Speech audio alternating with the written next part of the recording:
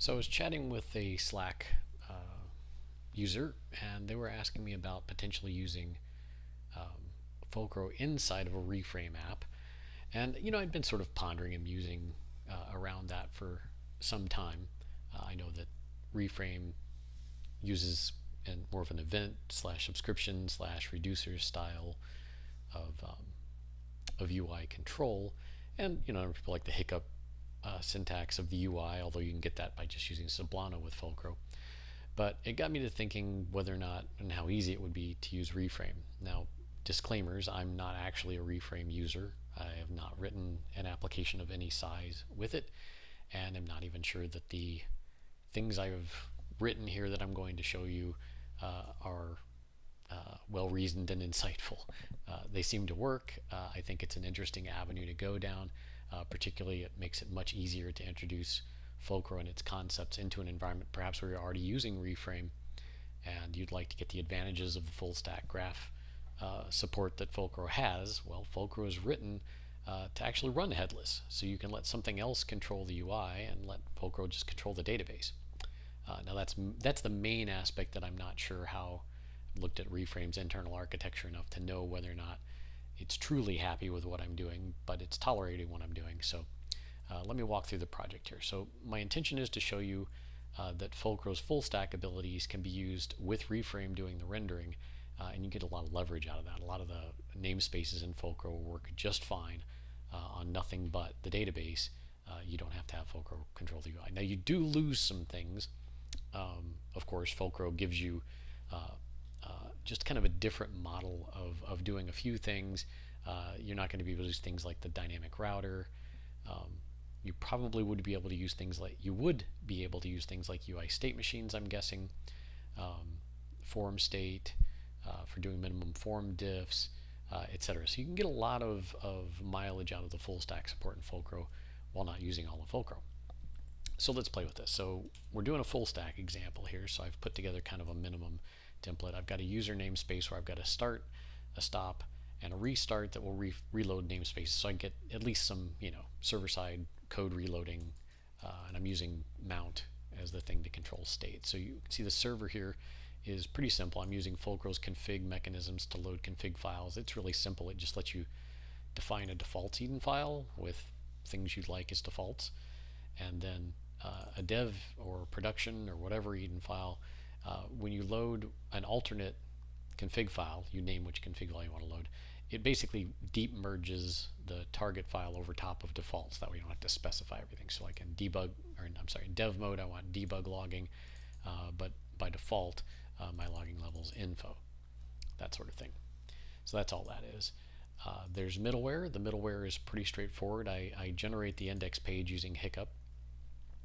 I've got a little wrap API function here that's a Fulcroism. This adds a little bit of middle glue to talk Fulcro back and forth, and then a little check to see if we're doing root or index to respond with the index, otherwise respond with the rest of the stack. And then the stack is just wrap defaults. That's just the normal ring defaults. Wrap this HTML routes. Deal with transit. We use transit for Fulcro's back and forth.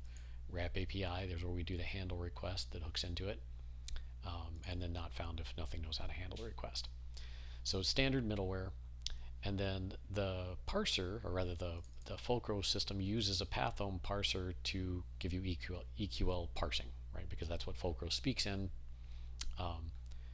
And so if you go look at the pathome parser here, pretty standard fare. I just build a parser, set up the mutate function, give it the readers, placeholder, various plugins, register my resolvers, etc.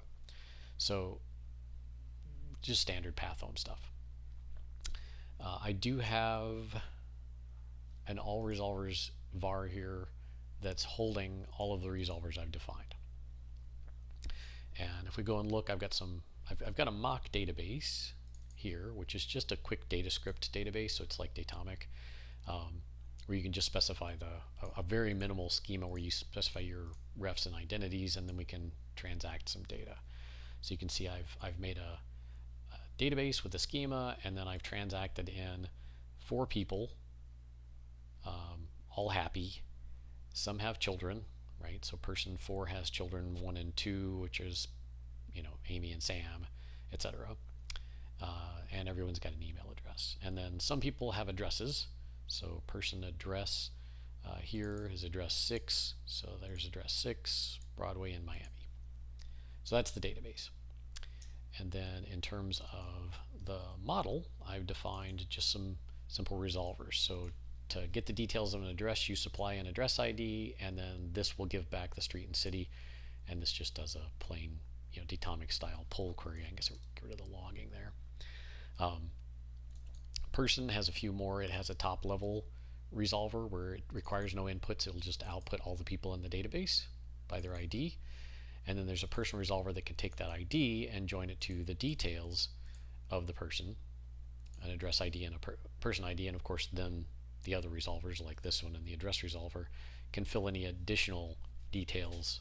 Patho mocks all that up.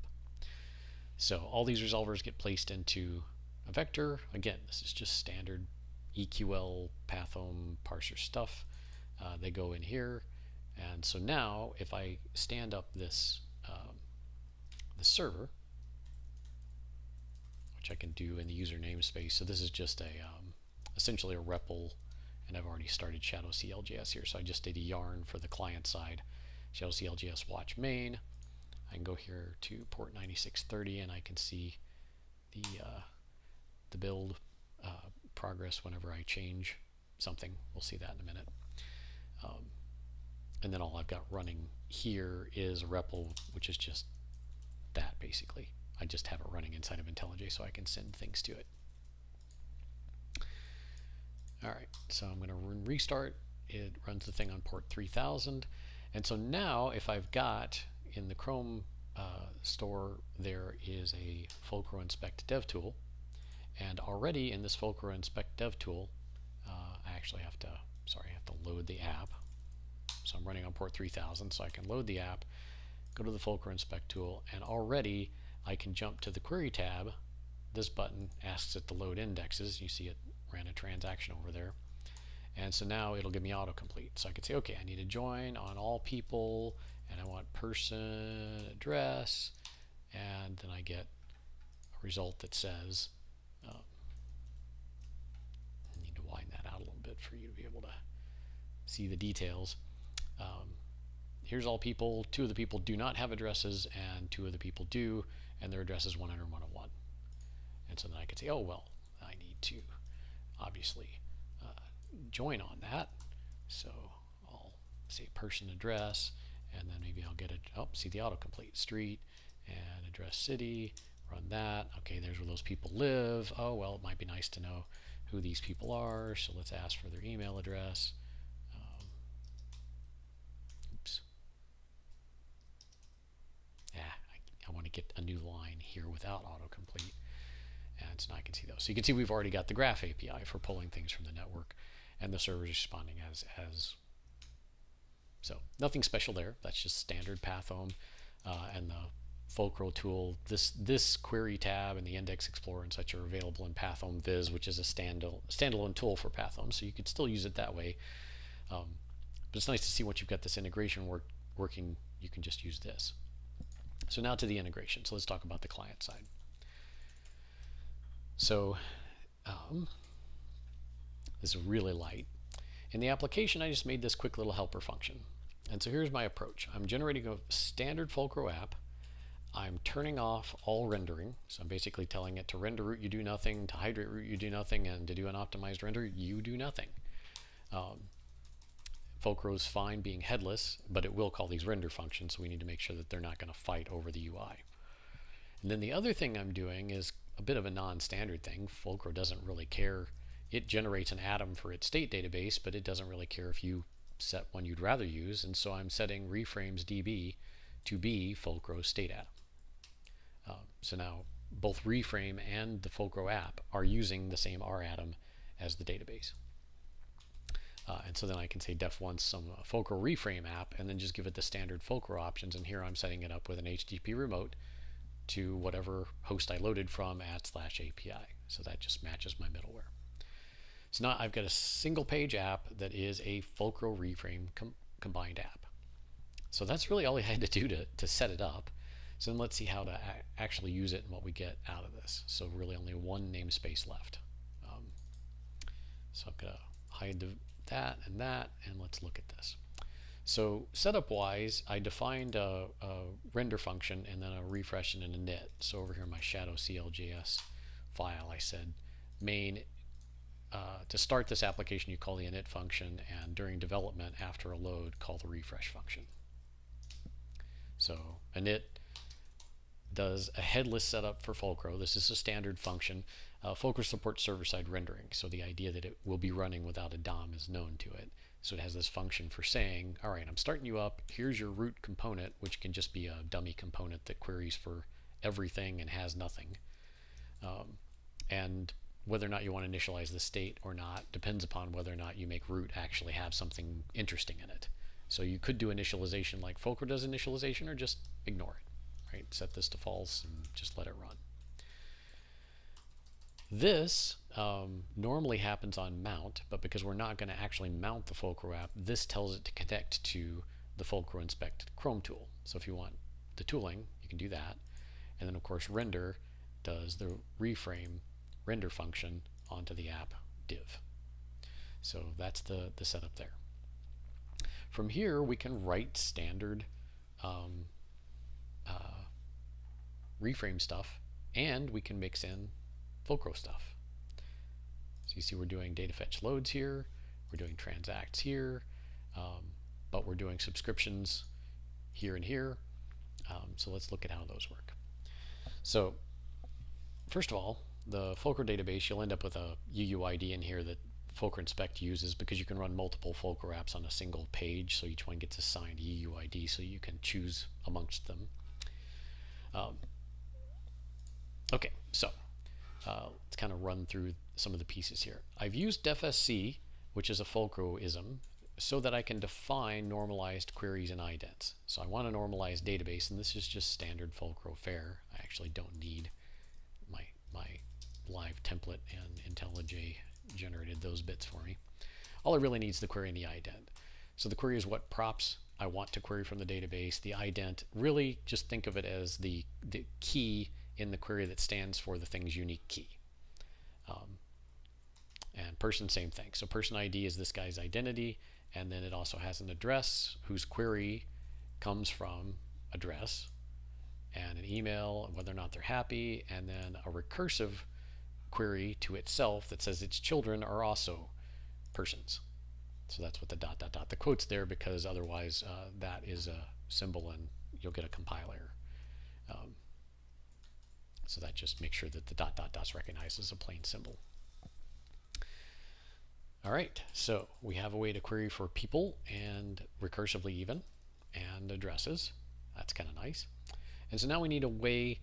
Well, first of all, we can show you just very simply, and maybe I will take the UI out of it for the moment just to emphasize the point.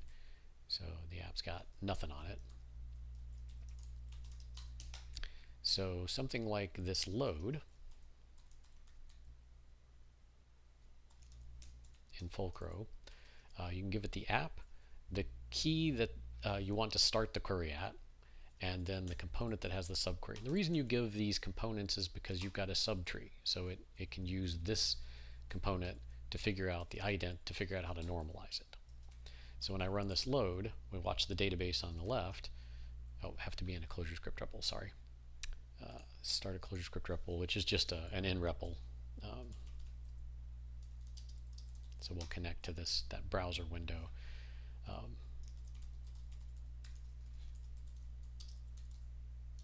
Right, just to show you we're actually running in the browser. So if you watch the database there, I run the load. It says load all people.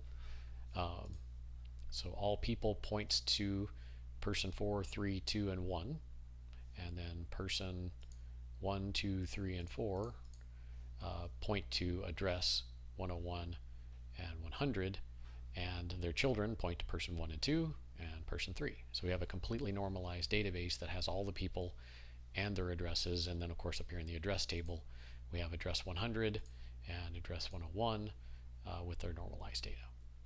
So that that simple setup gives you this nice normalized query. Put it in my database. Now I'm ready to go, ready to render. Now, since this is actually the R atom that Reframe is using, well, now it's really simple to define queries to run against that. Now, of course, when you're going back to the UI, you probably want to turn this back into a tree, right? It's normalized, so that makes it really easy to update on the fly. But typically your UI is going to be a tree, so you're going to render a person tree, etc., etc. So let's look at what those queries look like. So I wrote several different versions here just to show different ways of pulling things out, but this is the primary function in Fulcro that you can use to go from the database into a tree format, and it just takes an EQL query. You could write this by hand, and then it takes a starting entity, which if you're starting from a root key, you can just use the database itself, and then the database for looking up refs, which is of course the database itself. So you'll often see this twice, but you'll see down here it's different. So for this one, the idea is we'll pass a root key and a component. We'll use get query to get the component's query, join that to root via an EQL join, and then run db to tree on that EQL to get back our result. And then we'll call get on that resulting tree to pull the root out, because we probably don't want the root. We probably want the sub thing that we were going for. And then a couple of alternates. Run EQL is a function that, given EQL, just flat out runs the EQL on the database. And then we've got run EQL entity. This is if you wanted to, say, get a specific person. Say you could give the ident of the person and the subquery that you want to pull for that person, and then this could use the EQL starting at that person, and of course the DB is the last argument there. So these are just, you know, 3 different uses of db to tree to get a tree back out of this database. So we could define a get person as, and this is just a raw one, so run db to tree using person's query starting at person with that ID. Similar thing. So then I can just go through here and register, you know, Q as the base run query, EQL entity, get person, and then I can use those. So I made a little function here for rendering an address that just shows the street and city, basic person, email, and happy. And then a UI person down here is non-recursive, so it just shows the person and lets you alter their mood. We'll talk about that in a minute. And of course you could also use reframe events here, dispatches, to modify the database, but if you're wanting them to be full stack, and in this case this one is full stack, it alters the mood both in the database and on the server, then you can use Fulcro's facilities. And then UI person tree is a recursive one that tries to show you all the details. It says, all right, we've got a person, we'll show the basic details, then let you alter their mood. When there's an address, well, we'll show a UI address for that address. And when there's a sequence of children, we'll make an unordered list of those children using a recursive call. Right? So that should all work out. So then here we can see these various things working. So person subscribe to EQL entity, where I use this ident. So an ident really is the combination of which key is the ID and an actual ID in a vector. And then here I can use manual EQL, right? So I could have also put joins in here, right? Person address,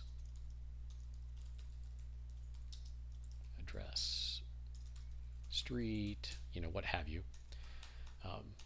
And that'll give me back a person. And you can see because I already ran the load, let's start with a fresh app here where nothing's loaded. So if I load a single person, that's this button. It's going to load person 3 into the person. So I get Sally at nowhere, who's currently happy. Now I could alter her mood to sad, reload the page, load her. Oh, she should be sad. Why is she not sad? Now, we'll address that in a minute when we see the full stack support. That should be working, but for some reason maybe I didn't register the mutation. So there's a subscription to straight EQL. This one is subscribing to the all people key that gets loaded by this guy. So that loaded the all people key, and of course it's this normalized thing. But you can see that the subscription denormalized it into this tree. And notice that, for example, Sam, or rather, let's see now, who else? Amy's in here multiple times. And if I modify Amy's mood, you see Amy's mood changing everywhere. Oh, we had Sam the first time. That's who we modified to sad. You see Sam is still sad. Or maybe we just missed up the ID. I'm not sure which, but everybody starts out happy in the database, so clearly that one got modified. So you can see the normalized database makes it really easy. If we look at person here, because we're modifying a normalized database, of course, clicking any one of these is just modifying a flag, but because of the denormalization happening at the UI updates properly. So these are just a couple of different variants of how you could do it. You could do it with you could do it with raw EQL and get the same result. You could use the get person query. Why am I not getting that? Oh, right. So here, notice I've only subscribed to person ID and person email, so that's all I'm getting. Sad is showing, or this is showing sad just because I'm getting a nil value there. So my renderer should be a little more careful about that.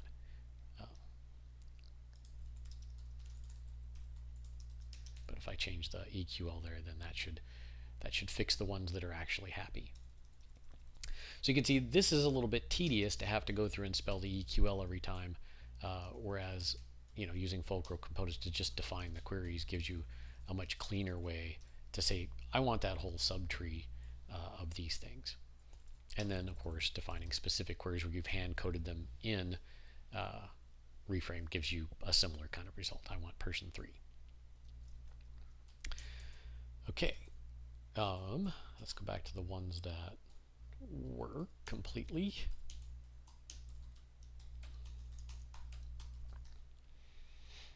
All right, so then the mutations. So if you've not seen Fulcro before, I mean, loads are pretty straightforward to understand. I'm starting at this key and then loading however many people match up this person query. So in fact, if I go over here to Fulcro, I can look at the transactions that are local and the remotes, and I can see that when I load a single person, the transaction it runs is a load transaction, which ends up giving a network request, and then I can even see the network result that I got as a tree. And of course, I can even send that over to the query tab. The query tab does not support the recursion, so if I remove that, then I can run that query and see that running myself, change it to a different person. So this is really helpful to be able to see exactly what your application is doing in those ways. So load people. Yeah, I've got something going wrong with my mutation, but easy enough to debug. The DB Explorer, and I just lost my database. Occasionally the database gets out of sync and you have to reload the app for the tool to regain its sanity. This is the DB Explorer is a little easier to navigate the normalized database. Once it gets bigger, this can get, these tables can get rather large. So here you can say, oh, I want to go to the person table. Okay, I want to see person 2. Oh, I want to navigate to person 3. Oh, they have an address. Like, you can just kind of walk, and then there's a back button. So that gives you some nice different navigation. So the mutation. So this is the primary mechanism whereby Fulcro makes changes to the system, and you write, well, what sort of looks like a function, but it's a function with multiple sections. Let me jump to it. So this is the other nice thing about Fulcro is because we use something that looks like a function, we can make the mutations navigable. So you can just jump to them. So even though this doesn't actually call a function, it actually submits something to Fulcro to run separately. It's still a navigable thing. Same thing with the queries, like you can just jump to them to see the queries, that sort of thing. Keeps you from, when your source base gets large, this kind of stuff is really important. So alter mood, mutations in Fulcro can have an optimistic side, so this is what to do to the real database. And here we're doing a swap on the state, doing an ASSOCIN on the person table at the ID we were passed, and changing person happy to whatever they passed us, person happy. And then we're also indicating that this should be a full stack operation. If that wasn't there, then this wouldn't attempt to go over the network. So if we go back and we see how we're using this, alter mood, person ID, person happy, not happy. Could be a refresh rendering kind of issue where happy is backwards. Not sure. I mean, we can see here in the database for our people, Amy, yeah, that's modifying the right person as far as this database goes. We can look at the network and see, all right, we're modifying person 1 happy. Then on the network, we're doing alter mood person 1 happy. So Amy, at the moment, should currently be happy. Now she should be sad. Now if we reload the people, Amy is still sad. Okay. I guess I'm just seeing things weirdly. There could be some refresh issue here with how things are working, but I can't think of why it would be. So that's kind of the lowdown. You can see it seems to work pretty easily. There wasn't really that much to do to hook it up. Those of you with more reframe experience, perhaps you can indicate whether or not what I'm doing here is sane. But I thought I'd share the idea and perhaps let people access a larger pre-written set of EQL tools for their applications, even if they're not using Fulcro for the actual rendering.